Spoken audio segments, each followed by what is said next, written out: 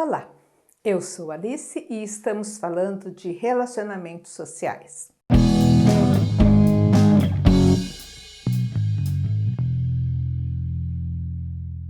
Os centros de acolhida, eles são previstos na política pública para acolher as pessoas em situação de vulnerabilidade social que precisam de um acolhimento, que estão em situação de rua, sem moradia e que precisam permanecer naqueles locais. Tem centros de acolhida 24 horas, em que a pessoa pode permanecer o dia inteiro, e tem centros de acolhida 16 horas, que ele funciona das 16 às 8 horas da manhã. Então, durante o dia, a pessoa não tem acesso a esse serviço, ele fica fechado, então não tem o almoço, né, e só entra às 16 horas para tomar banho, para jantar e para dormir.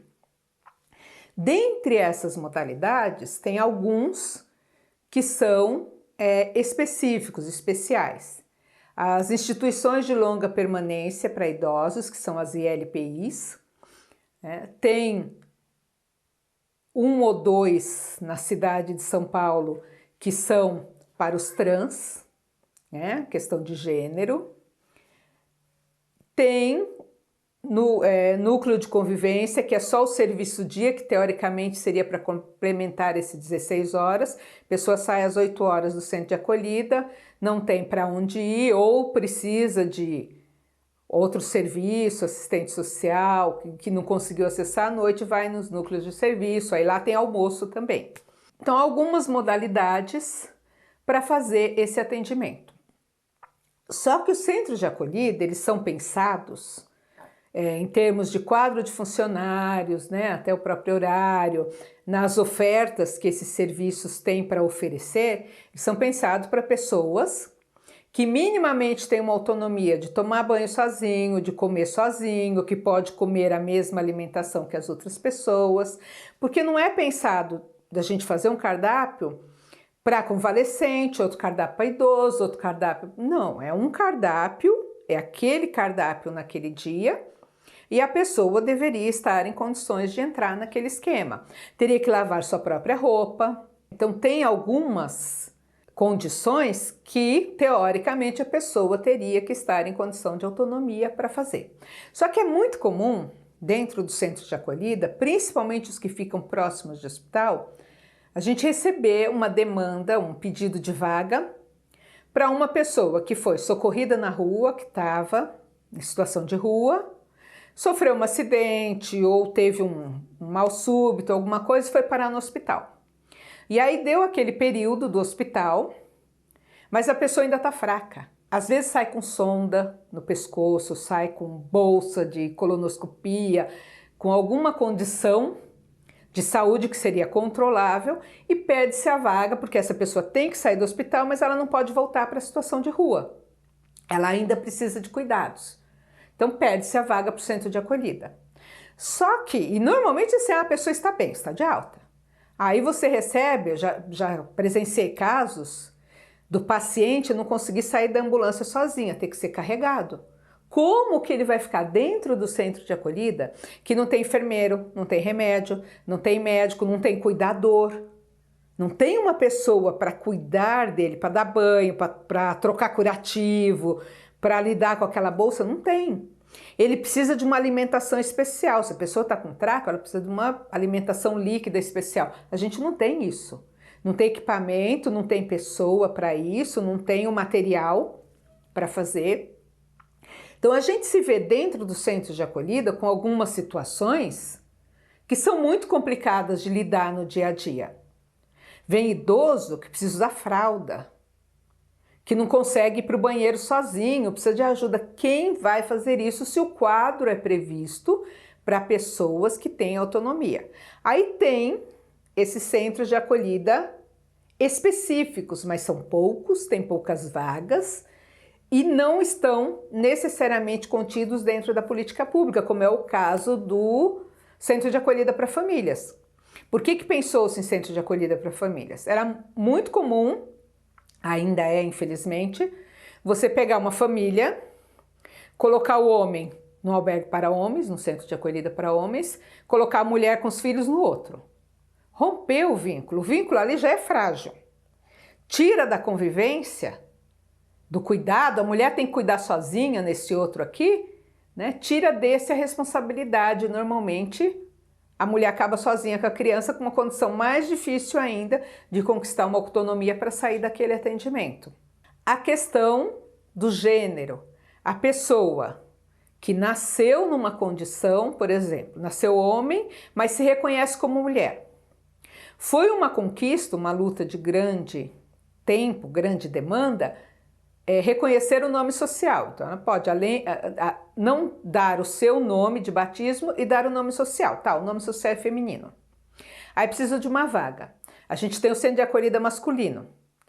No documento é masculino, só que está caracterizado como mulher, se reconhece como mulher, se apresenta como mulher. Como que você vai colocar ele dentro de um grupo de homens, quartos coletivos, todo mundo junto, e garantir que não vai ser assediado, que não vai acontecer alguma coisa, algum ataque a essa pessoa, garantir a sua integridade, fora o assédio.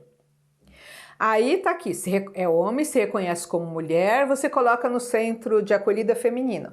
As mulheres também não aceitam, não, mas está caracterizado como feminino, mas é homem. Como que vai ficar no quarto junto comigo? Pode estar se fazendo passar, pode estar se aproveitando da situação. Então você cria um atrito. Ou o banheiro. Como que você vai fazer esse sujeito conviver com este grupo, feminino ou masculino, seja qual for a questão, e compartilhar o mesmo banheiro, tomar banho no mesmo lugar, porque é tudo coletivo. Sanitário é coletivo, chuveiro é coletivo, é mais de um, normalmente é estilo vestiário. Como que você faz essa convivência? Aí solicitou-se, né, um serviço que atenda esta demanda.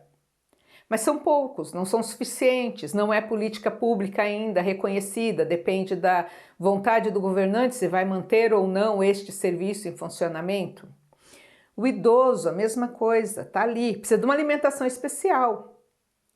Você vai fazer uma carne, um bife mais durinho de almoço, mas o idoso aqui já perdeu os dentes, a dentição, a força de mastigação e não consegue mastigar, ele não vai ter acesso à carne, ele deveria comer uma papinha, uma sopa, uma comida mais pastosa, mas não tem uma alimentação especial ali, aí vai debilitando.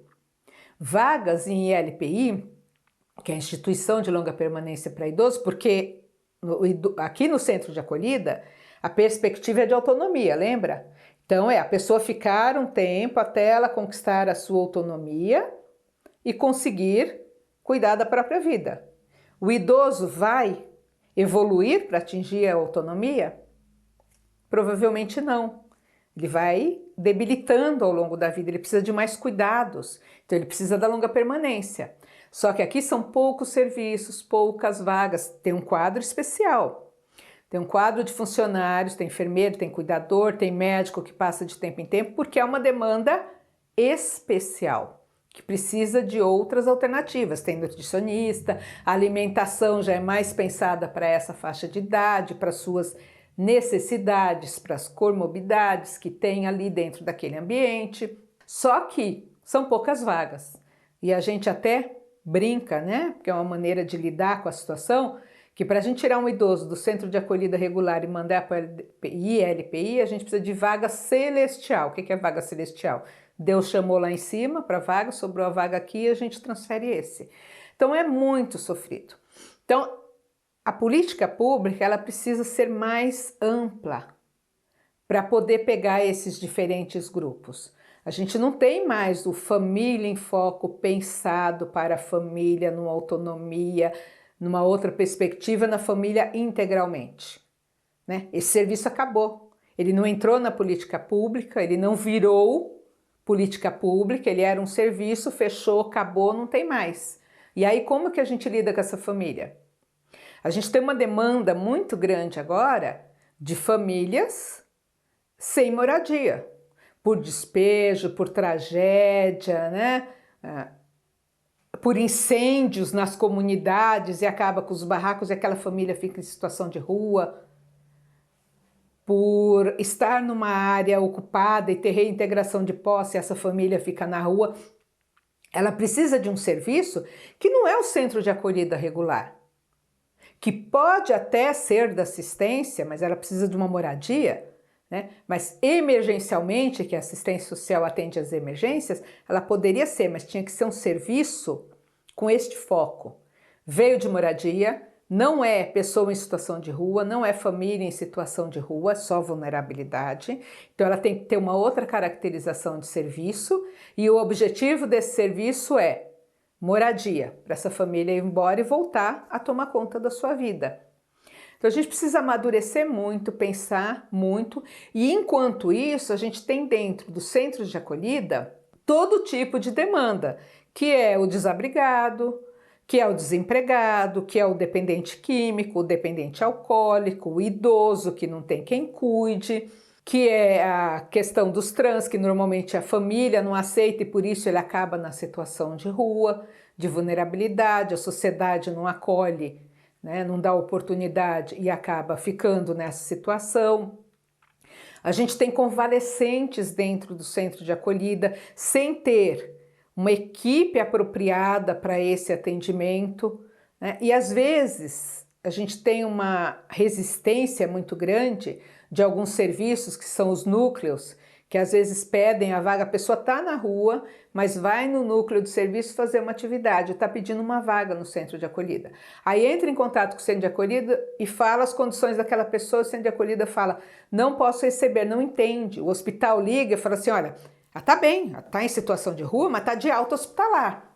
E vocês têm que receber. E não entende qual que é o perfil, as limitações do serviço para entender aquela pessoa.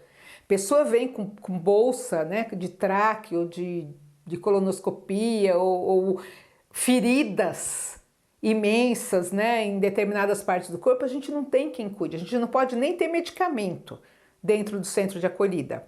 Para ter medicamento, tem que ter um armário fechado, tem que ter controle. Então, as pessoas que utilizam medicamento, as pessoas que têm comprometimento mental, a gente tem pessoa que está no CAPS, que precisa de um atendimento social, que precisa do atendimento psicológico. A gente não tem dentro do centro de acolhida pessoas para acompanhar essa pessoa no CAPS, vai e volta, para cuidar quando ela está em surto. Né? E não adianta chamar SAMU, que dificilmente o SAMU vem para o centro de acolhida. Né? Primeiro, porque o SAMU já tem uma demanda muito grande e não consegue dar conta. Segundo, que faz uma seleção sim de população em situação de rua, de pessoas em centro de acolhida, porque sabe que é problema, sabe que a demanda é grande, que o trabalho é grande, então vai deixando para o final da fila. A pessoa está em surto psiquiátrico dentro do centro de acolhida, se colocando em risco e pondo em risco as outras pessoas, e a gente não tem equipe treinada para lidar com isso, a gente não tem, às vezes, o medicamento para dar para essa pessoa. Se a gente se responsabiliza pelo medicamento, tem que ter uma planilha, tem que ter um controle desse medicamento. Eu tive um usuário uma vez que toda vez que ele acessava qualquer remédio, ele tomava tudo. A gente mandou ele para o hospital por consumo excessivo de medicamento, acho que 3 vezes. E assim, era muito difícil, ele arrombava o armário, ele aproveitava qualquer descuido dos orientadores e a gente tem que pensar que dentro do centro de acolhida a gente trabalha em turnos, em horários. Não sou eu que vou dar o remédio. Hoje eu estou, mas à noite é outro orientador, amanhã é outro que vai estar lá. Né? Se ficou para o técnico ou para o gerente é segunda a sexta, sábado e domingo é plantão, então não necessariamente, é muito complicado. Manter a guarda desse medicamento e manter o controle. Né? E você fazer com que a pessoa minimamente tenha autonomia dela mesma, pedir o remédio. É difícil. A gente tem um orientador para cada 50 pessoas. Se eu tiver 10 nesse grupo que precisa de remédio, como é que o orientador vai dar conta? Além de abrir portão, fechar portão, dar sabonete, dar toalha, organizar a rotina, organizar horário de alimentação, porque o refeitório, a gente tem 100 pessoas dentro do centro de acolhida, o refeitório comporta 20. Então você tem que fazer ali um acompanhamento de fluxo para garantir que todo mundo vai ter acesso à alimentação e que o último que vai comer não vai pegar tudo gelado também, né? Tem isso, então tem que manter a qualidade. Também não pode ficar requentando o que estraga. Tem todo um processo que tem que ser contemplado e a equipe é muito reduzida. Então, se você é de outro serviço que não é centro de acolhida e precisa acessar um centro de acolhida, verifique isso, procure entender o atendimento. A pessoa vem do hospital, ela não pode ir para o centro de acolhida às 16 horas. Como é que ela vai sair às 8 horas da manhã e voltar só às 4 da tarde? Onde ela vai ficar? Ela precisa de repouso, ela precisa de cama, como é que vai funcionar isso? Ela precisa ficar sentada, pelo menos, em algum lugar? Ela precisa do medicamento, precisa de uma atenção, até para... Passou mal, a gente tem que acionar o serviço de saúde para levar de novo. Então, procure entender. E você que trabalha dentro do centro de acolhida, também pense em todas essas variáveis, né? Principalmente se você é técnico, gerente, e está recebendo essas solicitações, procure avaliar se a equipe vai dar conta desse atendimento e justificar de uma maneira que seja clara, que seja compreensível, da negativa ou das dificuldades que você vai passar, que você vai precisar de apoio para conseguir realizar esse atendimento, mesmo que seja temporário, até que tenha uma vaga apropriada para essa pessoa.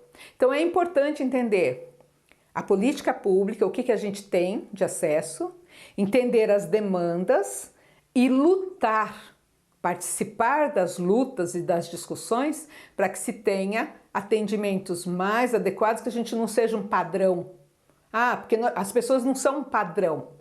Ela tem as suas peculiaridades, ela tem as suas necessidades, ela tem que são diferentes. Tem o seu jeito, são diferentes e precisam ser atendidas de maneiras diferentes. Então, que a gente possa favorecer esse atendimento e tornar cada vez mais essa política pública da assistência social mais eficiente.